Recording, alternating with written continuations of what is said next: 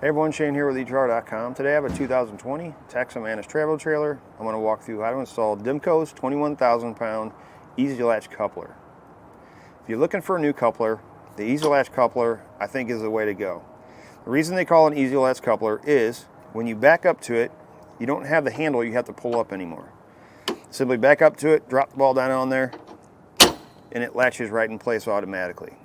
It's going to be a steel construction, gray powder coat. It's also going to have a 500-hour salt spray, which makes it great for your marine applications. Bolt-on application. However, being a painted surface, it can also be welded. It's got a hole at the top, pre-drilled for a round jack leg, designed for a 2 5/16 ball, and your safety chain connection points are actually threaded on the inside plates. They're going to use a 1/2-inch coarse thread bolt. Keep in mind the hardware does not come with a coupler. As far as the installation process, pretty simple and straightforward. Once you get it to where your coupler is fitting flat on your frame rail, you don't have any interference with the safety chain connection points here as far as getting it back far enough. What I would do is clamp it down, drill your holes. I use grade 8 bolts to get everything mounted.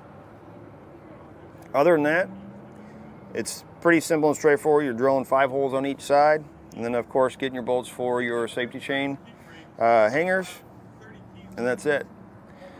If it's something you may not have the time or space to do, you can always check out our dealer locator and find someone near you that can put it on for you. If it is something that you want to give it a try, promise you you can do it in your driveway, your garage. A few simple tools. Follow along with me and I'll walk through how to do it now. To start our installation, you need to first remove your old coupler, whether it's weld on or it's a bolt on. If it's a weld on, obviously you're going to have to clean the welds off so that your new coupler sits flat on the frame. If you're putting a new weld on one on, or you're going to have this one welded on, make sure you grind that frame down to where all the paint is off. What we're going to have to do with the new one that we're putting on is we're going to have to modify the frame a little bit, because our old one,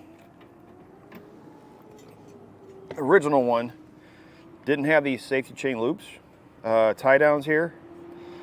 Because this one does, we're going to have to notch the frame out on each corner and remove the safety chain holder that's welded on the frame now, so that we can bolt it onto here. We need to notch this so that these sit back in the frame a little bit, and we can get this coupler to sit all the way back as far as we need it to go. The reason they are changing it is because the other coupler had a 2-inch ball on it. They're going up to a 2 5/16 ball because the weight distribution that they're going to be using requires a 2 5/16. So you can see the situation we're running into. And our neighbor wanted a bolt on. The reason we're going with a painted one instead of a zinc one is I think I can get the bolt holes to where I can put these in and it not interfere with the holes that are already there. If for some reason 1 or 2 of these do interfere with the holes that are in there, he will be able to have it welded in a few places as well. Now, the reason I'm going to notch it this way instead of across, so that when I put this on and slide this back on as far as I can get it, if for some reason this has to be welded on, they can run a weld right along this edge here and weld it right to the frame rail right there.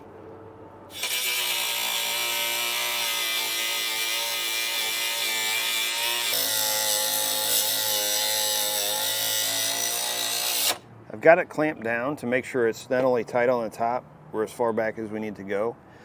So now we're going to take a punch.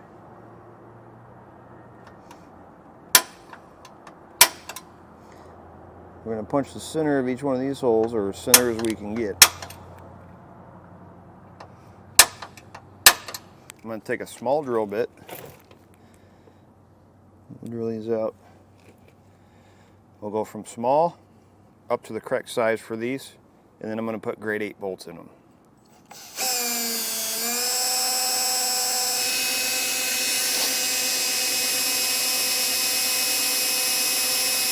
I finished up my holes with a 25/64 drill bit. I'm going to use grade 8 bolts with a flat washer on the outside, and then a flat washer, lock washer, and a nut on the inside.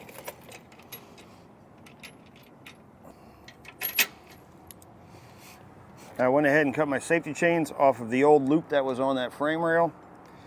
The bottom of this coupler has threaded holes in it. We're going to use a 1/2-inch coarse thread bolt, flat washer, lock washer.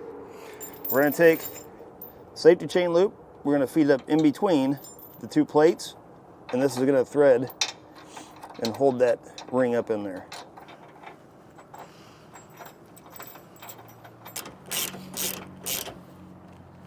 Once you have everything bolted up, go ahead and reinstall your jack or install your new one if that's what you're doing, and you're basically ready to go. It's going to do it for a look at an installation of the Demco 21,000 eZ-Latch coupler on a 2020 Taxa Mantis Travel Trailer.